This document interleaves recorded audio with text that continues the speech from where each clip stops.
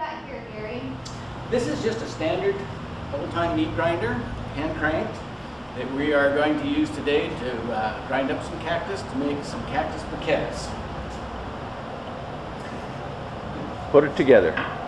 Okay, should we show the briquette? Not yet. No, that's after we This is where, like a cooking show, where we do it all and then... Yes. Okay.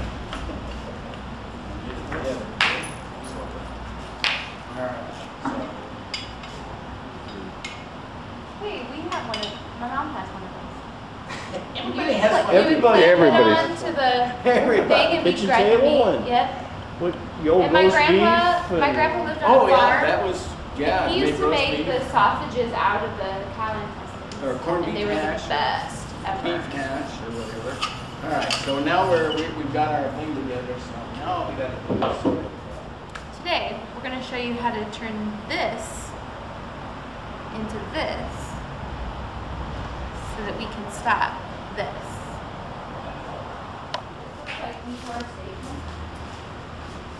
Here is a selection of cactus pads, Looks like people. briquettes, Yeah, but I mean, that we will be chopping up to make so let's go like this. one to the next. It does look like Here is a- Brian it does look like a initially cooking chopping show. the cactus into sections that will go into our grinder. The gloves help keep the thorns out. You look like you're a cooking show. Slow expert. down, Okay. slow down now. I want to get you. Yeah, because Okay, I got you close up. Go ahead. this is time lapse. We got to do some photos with Gary behind you. These are for the presentation Let me for grab some. Turtle Survival Alliance. All right. So here we are in the process of grinding up our cactus.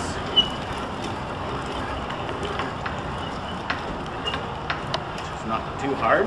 Don't stick your fingers in here.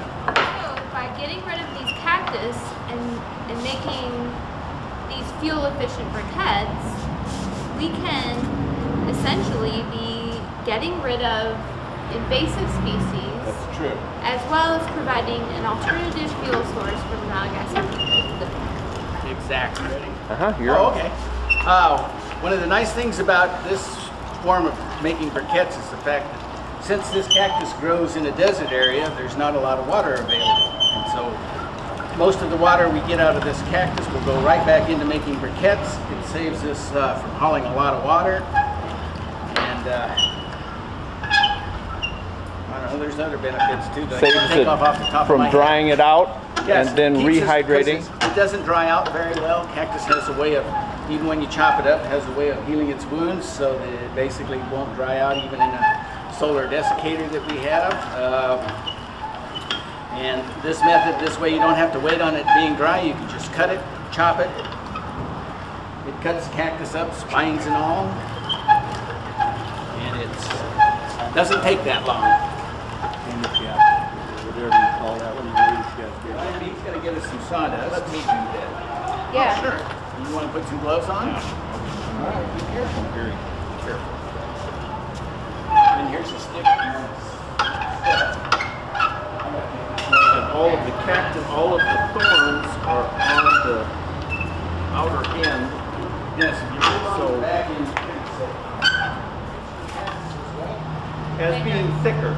Oh, the ones that we got from Texas were thicker. This is, What is the apunta like? this isn't a Punta cactus. It's just Oh, a it is. variety of Punta.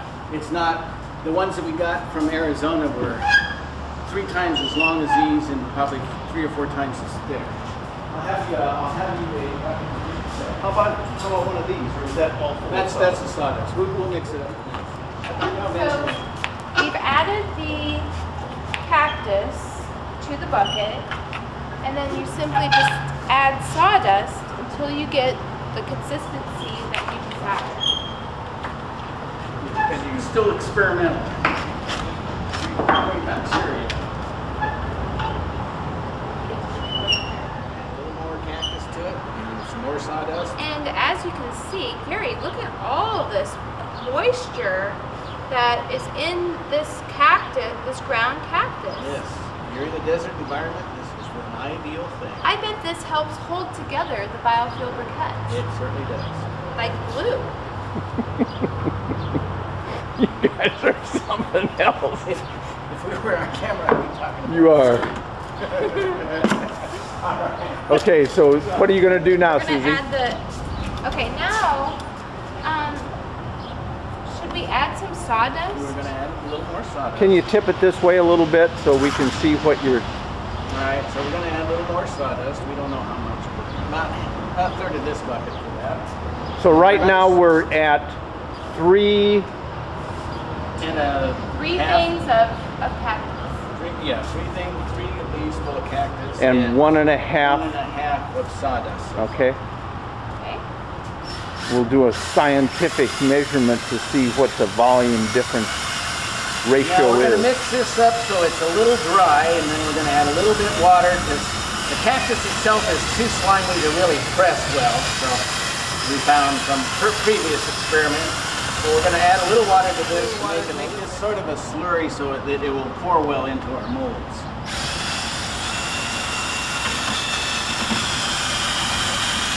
I'll tell you, those leg shots of Gary are just going to be something else. Great. If I'd have known I was going to be on camera today, I thought I was going to be in the back. What? You love it, Gary.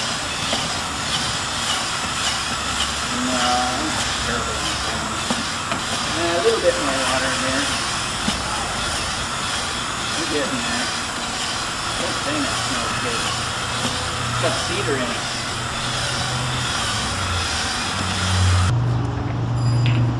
And Brian came up with some more material. Yeah. And that, let's see that, Brian. What is that? Just shavings. Shaving. Okay. Okay. Wood shavings out of a planer, maybe? Yeah. There's no one recipe for briquettes, so we're gonna try out a couple of different things. This may be our dessert briquette. Who knows? This is what we're going to make our briquettes out of. This is a modified Peterson press. We have the base. We have an interior piece, which is where the water comes out. We have an exterior piece for the mold. This will sit right on here. And then we have spacers talk to me and that we use to do the press. And we use this as our pressing device. So, what we're going to do first. There, that's better. and then get Get your butt out of the way of my camera. once again, folks. Oh, don't shoot my butt.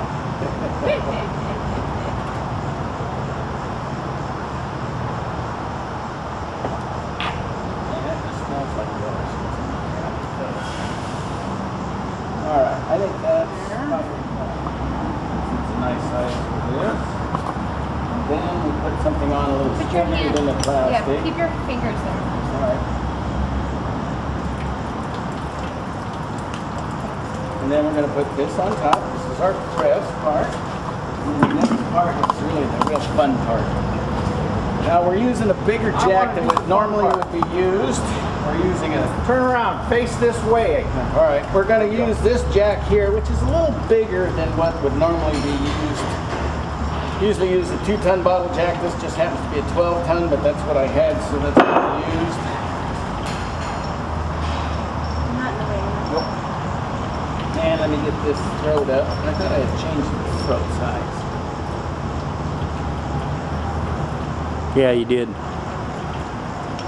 Apparently, we didn't fill these up as much as we did last time. Alright, so we got that up there. So then as you notice, the water is going out and around and down into the bucket, so we're recatching this water. Hold on.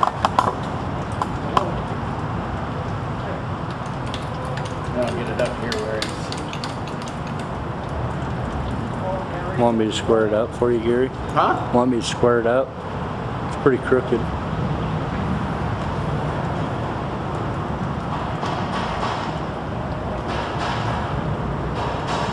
There you go.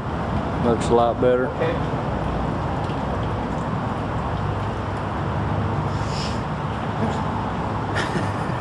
Very good, very good. All right. So now we're going to press.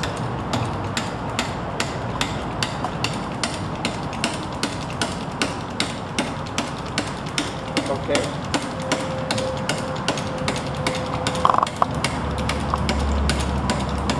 Hold on just a second. Hold on just a second. And as you can see, the liquid is being forced out of the bottom, and that is working real well there. Okay, go ahead. Okay, so we'll just press it down until we get to the point where it gets kind of hard, which is right about here.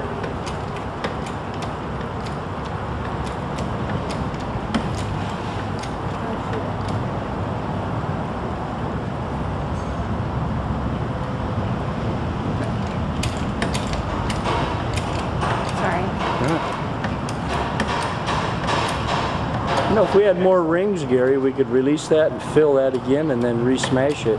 You know, we could, but, you know. Does it make it harder to get them out then? Don't know. All right, so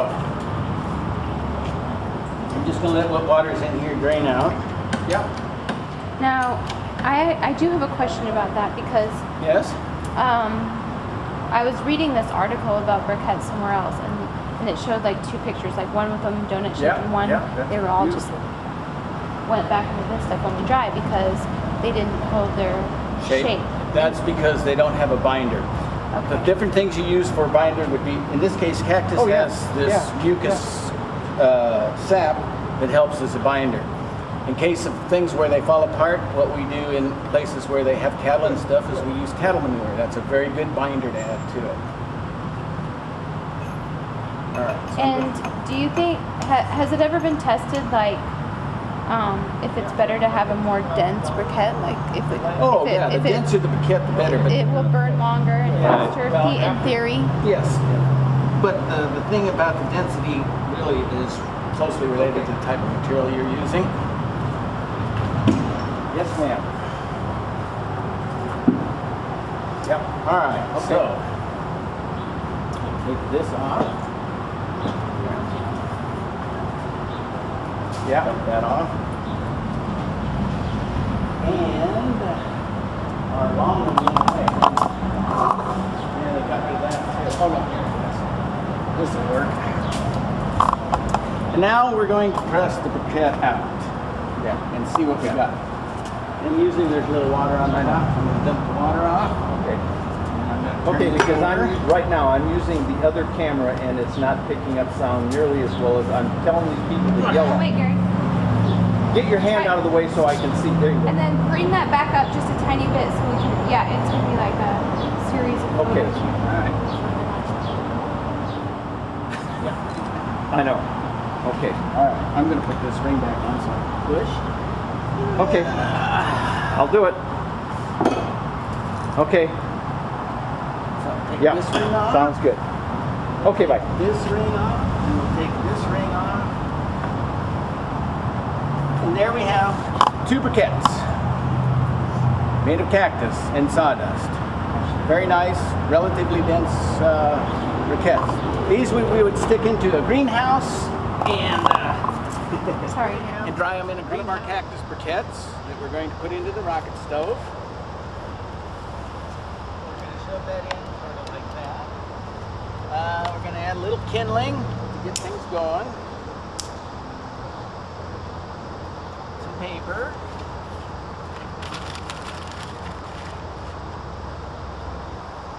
A little more kindling.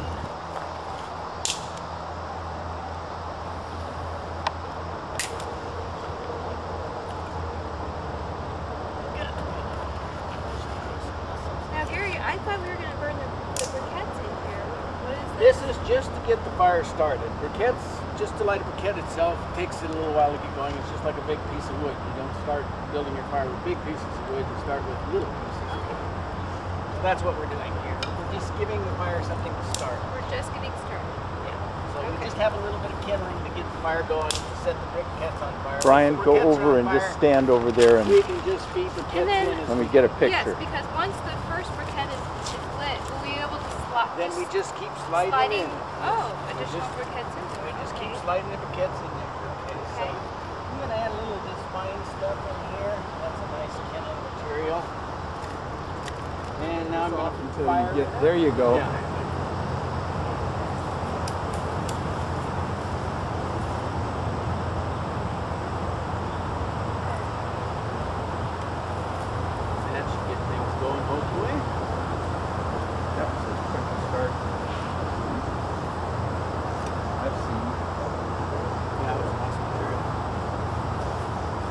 that would have worked with the sparker. Just immediately. Okay, now get over there and let's do another photo. Here, let me see her. You with it burning but not smoking. Gary, get over here. All right, so now our briquette is totally on fire. It's burning very well. Now all we have to do is just keep feeding briquettes to it, and we'll burn them as they go. Yeah. What'd you get on your elbow? Yeah.